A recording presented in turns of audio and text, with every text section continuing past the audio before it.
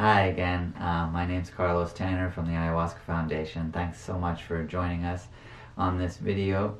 And hopefully we're going to get further along. I hope that you've watched the first three. If not, maybe you can just jump in on this one or check out those three at another time.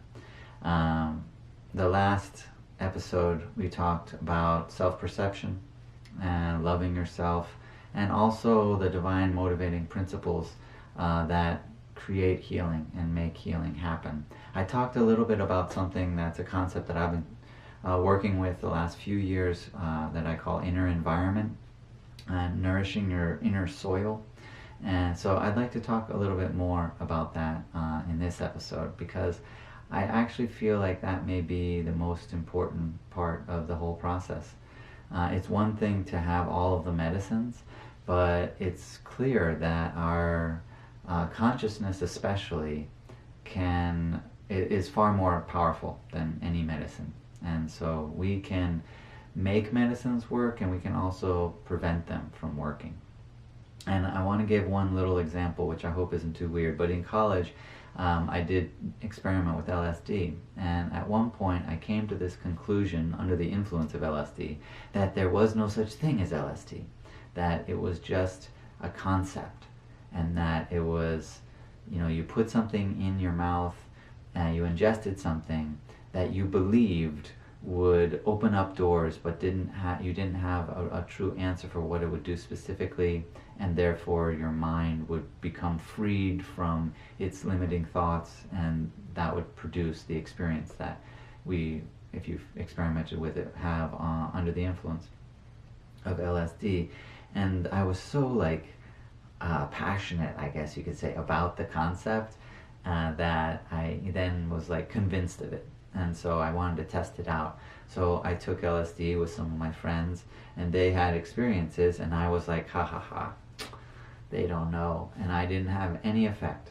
And then I took more LSD with friends, and again, they all had their normal LSD experiences, normal, whatever that means. And yet here I was, again, I've proven it to myself, at least, there's nothing here. It's nothing. Unfortunately, then I was like, crap, I liked taking LSD. And then, so I then had to reformulate my theory to say, well, LSD does act upon you, and if you allow it to, it will create this experience. It is real, it is a chemical, and it does have an impact on you. But your mind can also prevent it from happening. And that's something that I've seen a bunch with ayahuasca. It's almost a guarantee. If you get 10 people together for a retreat, none of whom have drank ayahuasca, one of them will probably not have anything happen to them. And then one of them will probably have some mind-boggling experience, and everyone else will be somewhere in the middle there. And I've seen that happen over and over and over again. And it's the same medicine, the same ayahuasca, same ceremony, same quantities, same, all of these things, yet clearly there's a big difference in the outcome.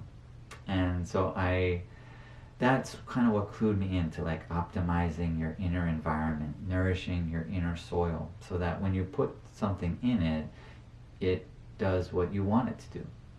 In this case, it would be it allows you to heighten your perceptive abilities so that you can look at your own afflictions in a hyperreal state and have a chance to alter your perception of them, or understanding, or literally act upon them. And so how do we achieve that? Well, that's something that I feel like the tradition of plant medicine has been working on for decades, if not centuries and millennia. And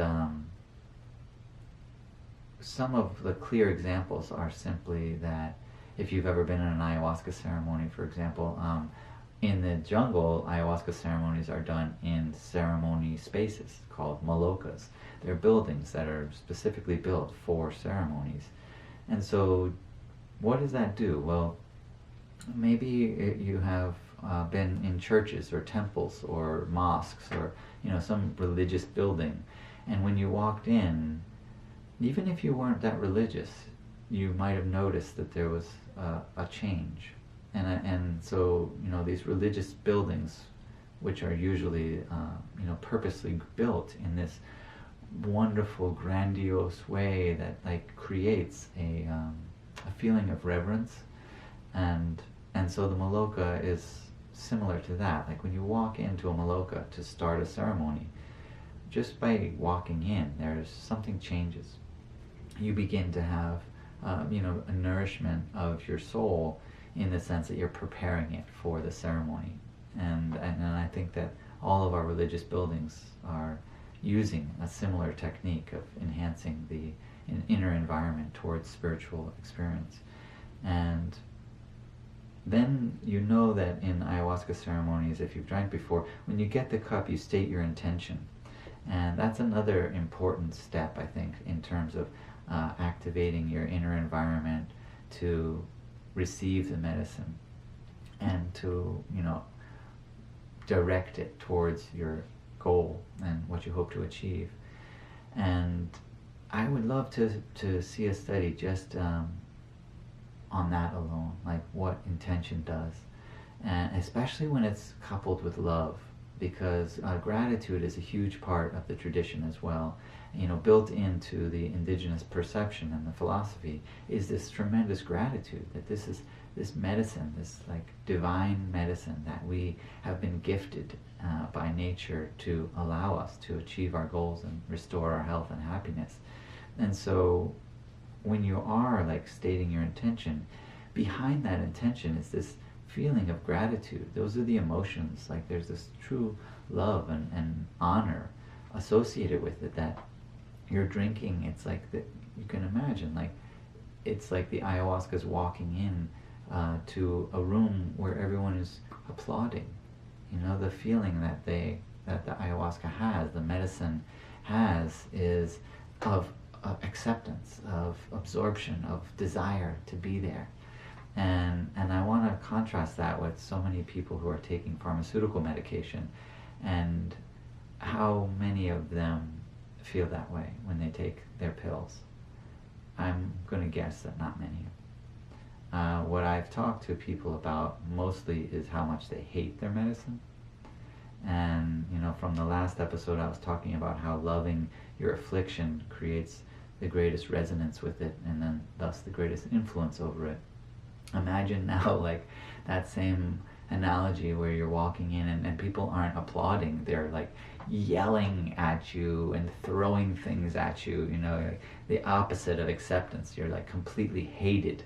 So we take this medicine and we're like, yeah, I want this to heal me, but I hate it.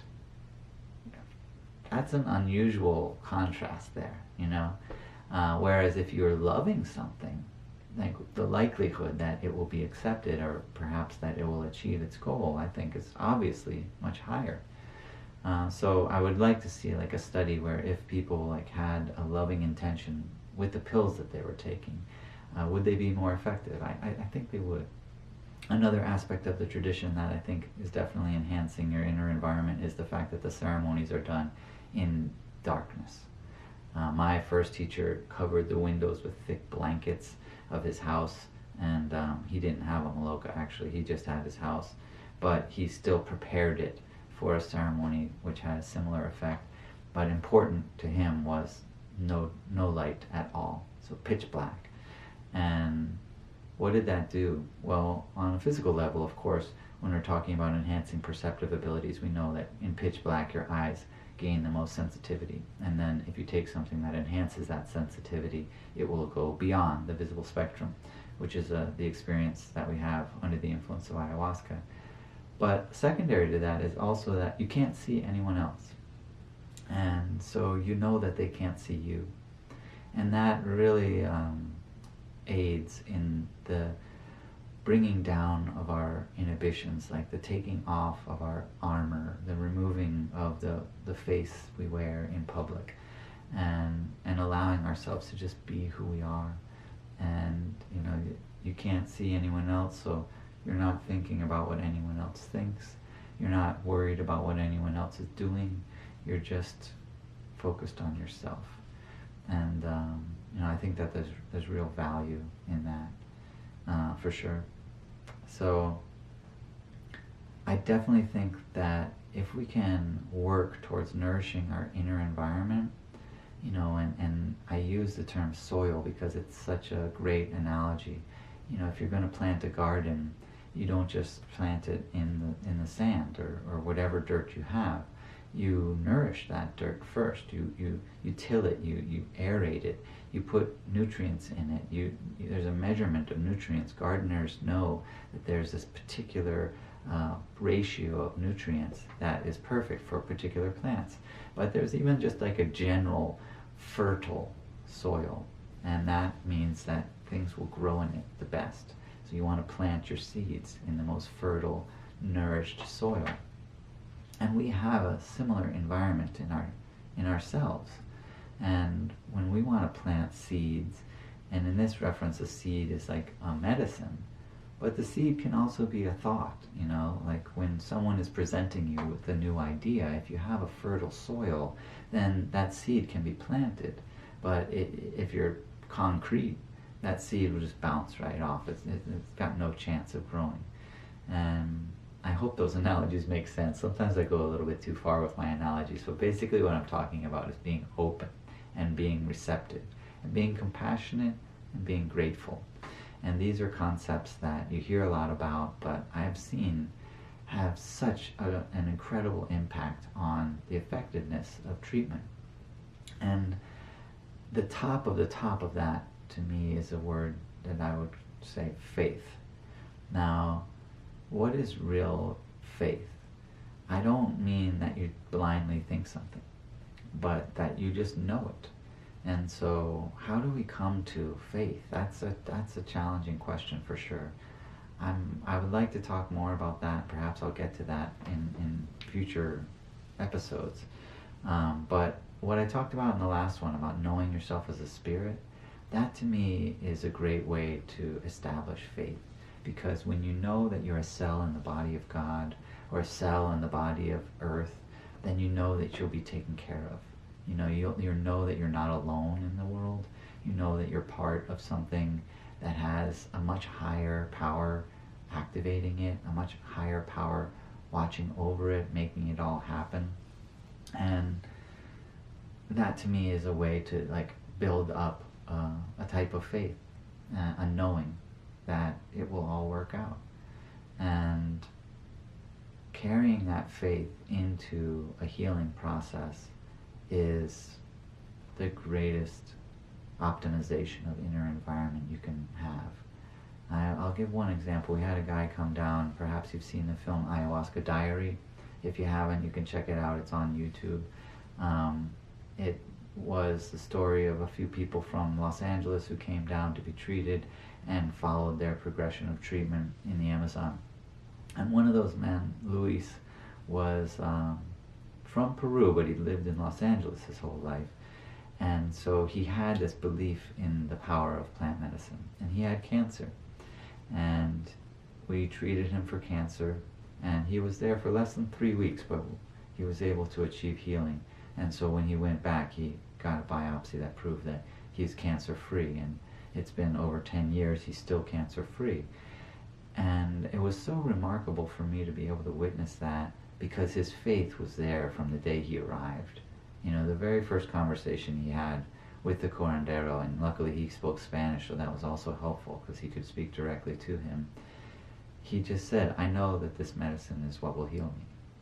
And that's a very powerful statement. That's a powerful thing to know. When you know that you'll be healed, then you're definitely increasing the chances that you will be healed. So I hope that through just this 10 minutes of talking, you can see that we have a lot of power. The way that we think and the way that we perceive and the way that we interpret is almost more powerful than what we think is like the actual event, the actual experience. I don't think you can separate them, but why not use the powers that we have to enhance them for our benefit? And that's what I think the tradition does, and that's what ayahuasca allows us to do. But again, a lot of it falls on us. A lot of it falls on our own consciousness and our own power. And that's fine. I mean, we are powerful. And that's what I talked about in the first episode. This tradition is such an empowering tradition, and we deserve to be empowered. And we all are incredibly powerful beings, because we are all part of the universe, of the earth, of something so incredible that we cannot even come close to understanding it. But yet we can feel that power flow through us. We can feel that energy that we're made of. And that energy is consciousness. And that energy can be love. Okay, we'll end it there. We'll see where the next one goes. I hope that was cool. And yeah, if you want to like and subscribe, that would be great. If you want to check out our website, ayahuascafoundation.org, and see the programs that we offer, that would be awesome. And if you have any questions, feel free to contact me through the website or just comment below. I'd love to hear from you, even if you just want to share your own perceptions or your own ideas and experiences. I'd love to read them, and I'll do my best to respond to them as well. And yeah, man, I hope that you have a wonderful day, and thanks again for watching, and I hope you watch the next one. Bye-bye.